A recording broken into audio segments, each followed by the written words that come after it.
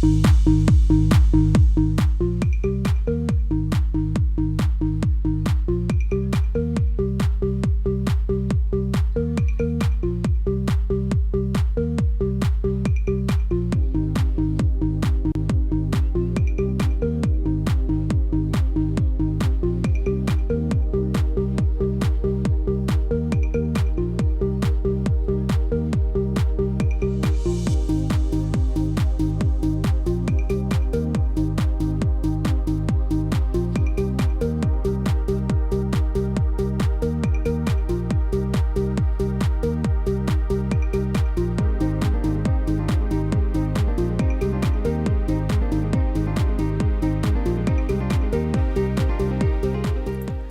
and welcome to Community Hotline. My name is Monica Weitzel. We're here in Gresham at MetroEast Community Media.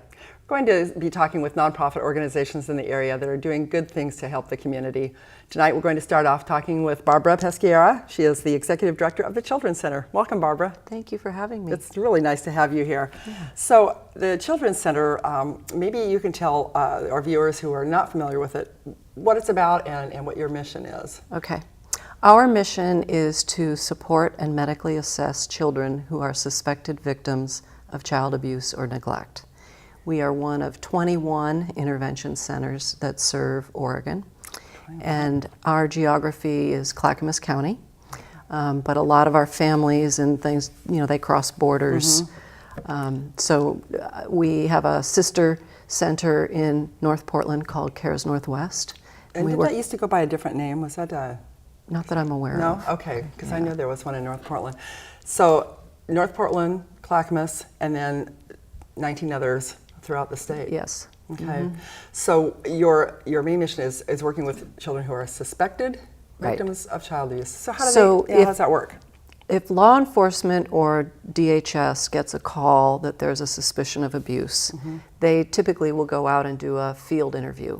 And when they feel like there is a concern and they share that concern, then they'll refer a family to Children's Center. Oh, okay. And what we provide that family is wraparound services for the whole family. But where we start is to do a medical exam, a nose-to-toes medical exam. Nose-to-toes. Yeah. Well, you got to do that, I guess, don't you? Yeah. Well, a lot of these kids don't have primary care, or they haven't been seen for, we're diagnosing developmental issues, even dental. Really? And so... It's a pretty comprehensive exam then. Yeah. The kids and the families tend to spend 2 or 3 hours at our center through the whole procedure. So after the medical exam, then if a child is 4 or older, we'll invite them to do an interview with a specially trained forensic interviewer. And that's the place where they have an opportunity in a very safe environment to describe what happened to them. So this isn't a police officer. Right. This is one of our staff members, and again, they're very specially trained to... You'd have to be very sensitive to the child and their, the way they act and what they're giving out to you, because you have to read between the lines sometimes too, I imagine. Yeah, and it's specialized because while the law enforcement and DHS are watching that interview, and the point is that the child doesn't have to say it over and over again. Right. But it's recorded, and that DVD goes to court, and so it has to be an entirely neutral interview. You can't lead, you can't... Right, we don't offer evidence. We don't suggest. And it's developmentally appropriate, so it's short words, short sentences. Okay. But I think it's a difficult job because even telling a child that they're doing a good job or, you're so brave today would be construed as leading them. So it's... You're like you're giving them credit for saying what you wanted to hear, that kind of thing. Yeah. Oh, that would be very difficult. And then the final piece is that the family has access to what we call family support services. So this is where the non-offending caregiver, as we call them, meets with a therapist, really for crisis counseling. A lot of these families may have their own trauma that is being triggered by this. They may need housing. Right. That's usually there's something else going on there, I imagine. Right. And they come in with a lot of emotion. They're angry at somebody. They feel guilty that their child got hurt. And so we refer them to ongoing therapy, mental health counseling, and we're getting really good at that handoff so that that's really the path to where those kids can continue to heal. And they can heal. When they get the help that they need, they can heal. God, it's so important. I mean, to not be able to deal with that as a child and grow up having that pain of being abused must be a horrible thing. Yeah. What about the non-offending parent? Are they not also often the victims of some kind of like domestic violence? There is a lot of overlay between domestic violence. So if you see that, I mean, probably the police or whoever has already seen it too, but then is that something that you refer them elsewhere? Yes. So you have a lot If of there are resources. ongoing domestic violence issues, then that's one of the places we would refer them to Clackamas Women's Services, Okay, which has an okay, advocacy and right. takes care of that. Another huge overlay is illegal drug use. Oh yeah, yeah. So we are pioneers. We are assessing for drug endangerment more than any of the other centers. In fact, only 3% of the centers in the country do what we're doing. But we'll do a hair test. And so we're not pulling hair, we never hurt children, but we're cutting a certain amount of hair, and then we test for 9 different substances, and we can see in the last 3 months what they've been ingested or exposed to. That's interesting because when you said the drug abuse, I thought the parents, and that, you know, because they'll lose control because they're under the influence, but that's not what you're talking about. No. And the other thing I'm not talking about is teenagers smoking pot, because we don't do anything to a child unless they give us permission. Okay. And so these are really little kids. It's the little kids who are most vulnerable for all forms of abuse with limited communication and social networks. Right. And they're little. Yeah. They're little. I mean, what are you going to do against an adult? So what are the ages that you work with? Do you work up to 18-year-olds? But we do. We deal work more up with to the younger? 18. We see all forms of abuse, so physical, sexual, emotional, and then there are 5 kinds of neglect. So we will diagnose all of those. And we do more than 400 assessments a year, and that's just Clackamas County. Wow, that's kind of staggering. You know, that's mind-blowing to think about that. Yeah, there are over 11,000 reports, confirmed reports of child abuse in this state every year. Oh my goodness. Can you tell me what the 5 neglect? I hope I can get them. Supervisional, medical, educational, emotional, and there's one more. Physical. Physical. Yeah, I was just saying physical. I got that one. Yeah, ding, ding, ding. But it's wow. interesting because when we do, say we do 450 assessments, there's more like 800 concerns. So often these children are coming from complicated situations where, you know, you think there's a concern of sex abuse, and then we discover a bruise behind the ear, hair missing, and so then we'll ask about that. You really have to be kind of holistic in your approach to the family, I would imagine, because there's so many different layers of things that could be going on. Yeah, and we really want to empower our families to give that child what it needs. Yeah. Because child abuse it pulls the rug out from the whole family. Yeah. And so a lot of that family support is what to expect from your child, how to talk to your child about what's happened, and what kind of resources do the parents need. And often the parents need therapy too. I would imagine so. So your support isn't just for the child; it's really for the whole family, and trying to get to the root of the problem and help them. Do the parents, are they receptive to that? I mean, I would imagine you said sometimes they come in, they're angry and and embarrassed, probably, and guilty, but for the most part, are you able to get them to see that this is for the betterment of the entire family to go through Yes, this? because there is nothing that mandates that these families come to Children's okay. Center. All right. It is offered by DHS and law enforcement, but it is voluntary. Okay. Well, then that's good, because then they want to be there. They want to make things better. They want help. Yeah. It's got to be a really heartbreaking job sometimes, I think. You find out that there are a lot of ways to hurt children, and it is disgusting. It's sad. It's really hard to wrap your mind around because it's not a rational sort of event. Yeah. But I refer to our children as the lucky kids because they're the ones who are getting help. And we know that child abuse is horribly underreported. Probably 10% is reported. 10%? Yeah. So you said how many were reported? 11,000 in Oregon last year? Wow. That's really depressing. 1 in 10 children will be abused before they reach the age of 18. And that research has been redone and confirmed for many, many years. So saying that they've been abused, that could be, it's a whole range of things. It is. Yeah. Yeah. Oh, man. It's typically the little kids who are more vulnerable. So we often see 2/3 of our cases are girls. Yeah. And more than half are under the age of 7.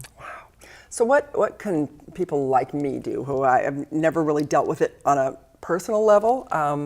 I've never, I've been fortunate enough to not have that in my family, at least that I'm aware of. What can people do if, to help out?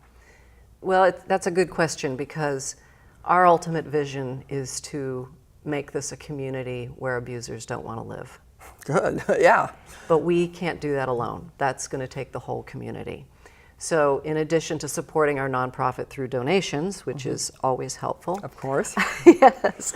But really, to be an aware and educated citizen is the most important thing you can do. So when you see signs of abuse, or if you think that you're seeing something, it's kind of a gut check. You see something that makes you uncomfortable, you don't really know what you're seeing. We encourage you to call either the Child Abuse Hotline or 911. Okay.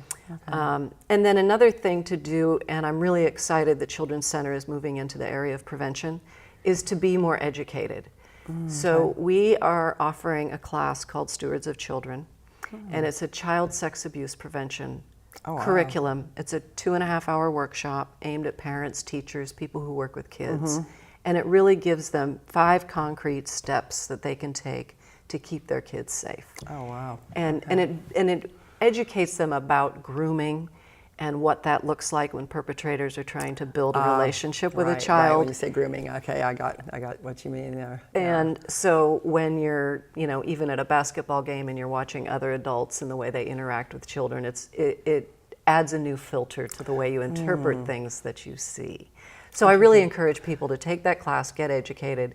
Our goal is to reach 5% of the adults in Clackamas County with this program. Wow. And the thinking is that that's the tipping point. And so that's 18,000 people. If we could educate 18,000 people in Clackamas County, conversations with parents will change, conversations with the organizations that serve children will change, policies will be more, visible. Right. And it will just... the tipping point to make it so that people don't want to live here if they're abusers. Exactly. If we can change the norms and indicate that we are a hyper-vigilant kind of community, and we don't tolerate this, then it does send a message to people. You brought a public service announcement. I'd like to show that now if we could, and then there's a couple other things I want to touch on before we run out of time. But let's go ahead and take a look at that now. Okay. How would I do a commercial to help stop child abuse? I would start by telling the world that I know the pain of abuse. Then I would say something really creative that would inspire people to do something to stop it. And I would end on a hopeful note about how they can make a difference and keep kids like me safe. Help stop child abuse. Call or find us online. The Children's Center, a place where healing begins. Short and powerful. Short and powerful. That was good. Yeah. So before we do run out of time, I know you have a fundraiser, a luncheon. It's Champions for Children. I like that name. Tell me about that, if you could. So we will be holding this luncheon at Oregon Golf Club on May 13th. Okay, and where is the Oregon Golf Club? Westland. Westland. Okay, yeah. Yeah, and it's going to have a strong program. It's really an opportunity for people to learn more about abuse, the dynamics of abuse, and then also obviously an opportunity to support Children's Center. So okay, good. And it's a more good information's on the website. They can go and get, to find out ticket information and that kind of thing. Yes. So you've got a workshop that people can attend. You've got a luncheon people can attend. There's also something going into the legislature, you said? What's going on there? Yes, so we have a bill, the network, the 21 centers have proposed a bill that would change the way we are paid, because we're providing a medical service. We bill insurance companies. We don't bill families a penny. Okay. Not even a copay. Wow. But because our service is so unique, it does not show up in billing codes very well. So we typically get about 10% of our cost. Oh, wow. That's So not this bill would tell the insurance companies and Oregon Health Authority to set a value that reflects the complexity of this procedure and to pay that. Oh, okay. So we have a hearing next Tuesday before the Senate Health and and Child Services Committee, and then it will go to the full Senate, and it's House Bill 2234. So people can do a little research on that. If they want to support it, they could write letters, that kind of Yeah. thing? Okay, Yeah, and you it's- probably have information on your website too. I Yes, and it's a great bill, and Okay. it would be a game changer. Good. So Oh, we're really good. hopeful about it. Good. Well, check it out. Yeah. And we're out of time, Barbara. I really enjoyed talking with you. It's a really deep and heavy subject, but you're doing amazing work, and I'm so glad there's something in our community doing that. And I love the move from intervention to prevention. Good deal. Well, thank you for having me. You bet. Thank you. And thanks for watching this first segment of Community Hotline. We'll be right back with more.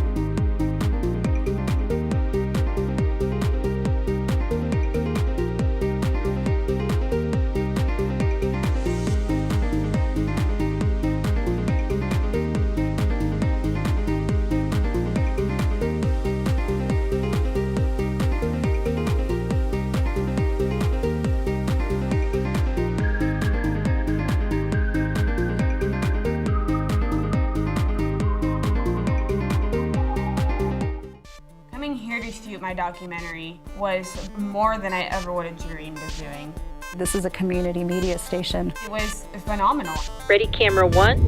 What is it about this place that makes so many different people come together? Ready, camera, two. Very professional, experienced people. You can use these industry standard pieces of equipment. Ready, camera, three. Take three.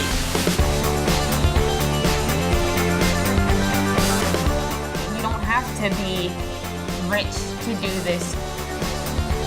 Open people's eyes to something they've never even thought of before. Cool stuff happens. It becomes this community. That's going to really change who's telling the stories and who's controlling the messaging.